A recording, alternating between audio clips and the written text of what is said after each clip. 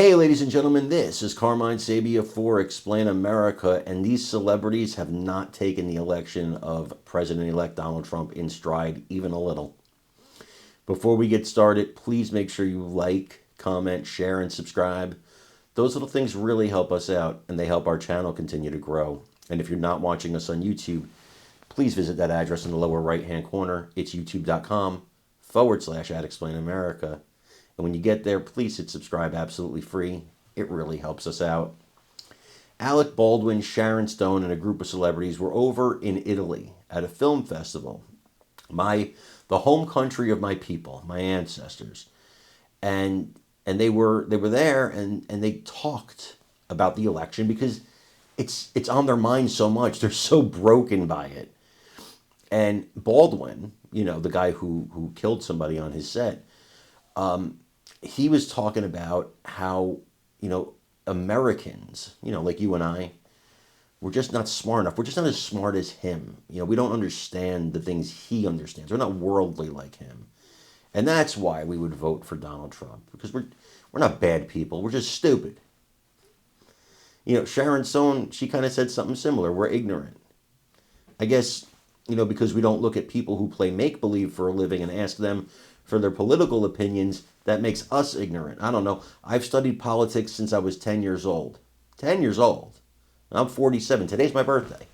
47 today. So that's 37 years of politics.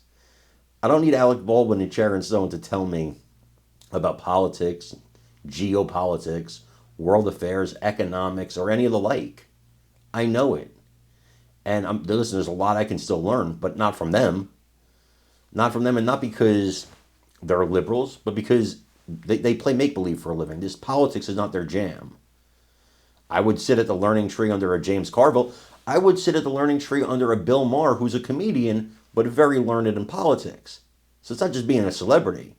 Bill Maher's a celebrity. He knows what he's talking about. These people do not. And I want you to watch. I want you to sit here and watch this tantrum that he had, this mental breakdown that he had, because he can't accept the election. And then let me know what you think in the comments.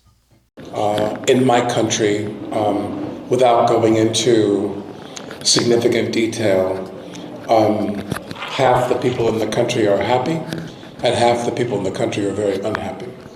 It's a very difficult time in the United States. And I think the only way people can learn what is happening, and film is unique in this way, not only what's happening in the United States, but around the world. What's happening, you might not learn from the news. Television news in the United States is a business. They have to make money. And again, not to go into great detail about that, but there's a hole, there's a vacuum. There is a gap, if you will, in information for Americans.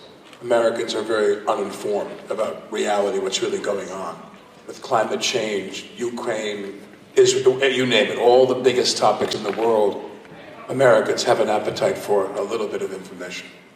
That vacuum is filled by the film industry, not just the independent film industry, not just the documentary film industry, which are very important around the world, but by narrative films as well, where the filmmakers and the buyers, the studios and the networks and the streamers are willing to go that way, and they're willing to try to make films that are not only entertaining, but informative as well. So I think right now is probably one of the most significant times in our history, since film began, since the film experience began. It became an art form, it became a business, a huge business.